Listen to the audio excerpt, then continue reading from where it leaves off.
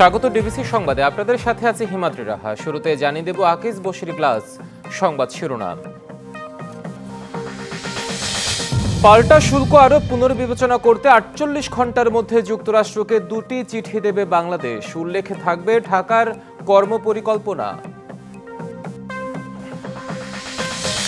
কাল ঢাকায় শুরু হচ্ছে বিনিয়োগ সম্মেলন। থাকছেন বিশ্বখ্যাত কোম্পানি ও বিনিয়োগকারীরা। উপস্থাপন করা হবে নতুন বাংলাদেশকে। মারধর হত্যা চেষ্টা মামলায় আওয়ামীপন্থী ৭০ আইনজীবী কারাগারে। ৯ নারী আইনজীবী সহ ১০ জনের জামিনে ক্ষোভ বিএনপি পন্থীদের। ঈদের লম্বা ছুটির পর খুলেছে অফিস, আদালত, ব্যাংক, সচিবালয়। চলে কর্মকর্তাদের শুভেচ্ছা বিনিময়। কর্মচঞ্চল হয়ে উঠছে রাজধানী।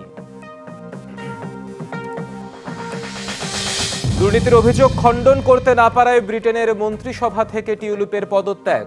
দুদকের মামলায় আসামি হতে পারেন সাকিব।